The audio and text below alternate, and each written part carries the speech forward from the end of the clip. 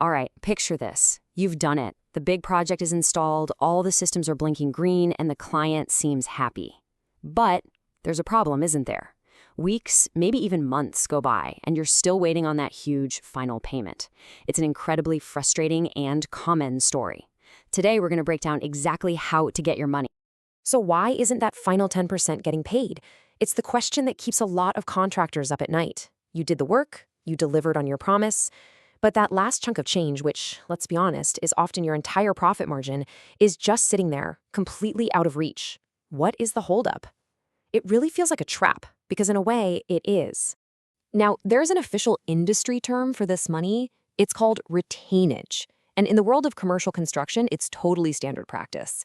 The client or the general contractor holds back a piece of your payment, almost like a security deposit. It's their insurance policy, to make absolutely sure you finish every last little detail, not just the big, obvious installation stuff. And we are not talking about chump change here. 10% of a big commercial contract is a serious amount of money. For a lot of companies, that 10% is the entire profit on the job. And the reason it's being held hostage? It almost always boils down to something ridiculously simple. You're missing paperwork. See, the secret to unlocking that final payment isn't about making angry phone calls or chasing down the accounting department. It's about understanding one simple, totally unbreakable rule of the game. No docs equals no money. If you haven't turned in the final closeout documents, then in their eyes, you haven't actually finished the job. It really is that simple. So, what are these magic documents? Well, the first key to getting your money is what we call as-built drawings. You might also hear them called red lines. And they're absolutely essential because, let's face it, the original blueprint is never what actually gets built. Things change on site, reality gets in the way, and you need a map of what's really there. And making these is way easier than you think. You don't have to be some kind of CAD genius. I mean, you can literally take a red pen to the paper floor plans. You just cross out where the camera was supposed to go, draw a little circle where it actually ended up, and then, and this is super important, you write down its final IP address and what you named the device. That's it. Now you have a permanent, accurate record of the system. Okay, on to key number 2. Once you've shown the client where everything is with your as-builts, you need to give them the owner's manual for the whole system. These are the O&M manuals, and that just stands for operations and maintenance. Think of it as the complete guide to everything you just installed. A really pro-level O&M binder has everything. You need the PDF spec sheet for every single component, the cameras, the recorders, the power supplies, all of it. You also need the user manuals for how to actually operate the thing day to day, the installation manuals so a future technician can fix it, any software license keys, and of course, a master password list. Now, this brings us to a really, really important point. This is your leverage. You put the list of passwords in the closeout package to show the job is done, but you never, ever hand over the actual master admin login credentials until that final retainage check has cleared your bank account. This is your final, ultimate trump card.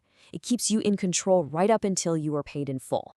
All right, so the first 2 keys help you get paid. This third key is all about helping you keep that money.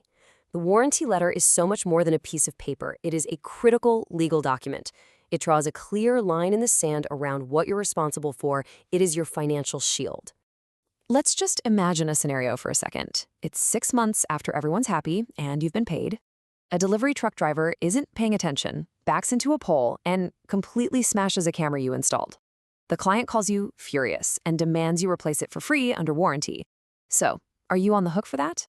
Well, it all depends on what's in your warranty letter. And this is exactly why your warranty letter has to have these key clauses. You need a specific start date and a specific end date. But what's even more important is defining the scope. You cover defects in your materials and your workmanship, period. And you have to explicitly exclude things like vandalism, lightning strikes, water damage, and other stuff they call acts of God. Without those exclusions, you're leaving yourself wide open to huge, unfair costs. Okay, and that brings us to the 4th and final key. And honestly, this one is just pure business genius.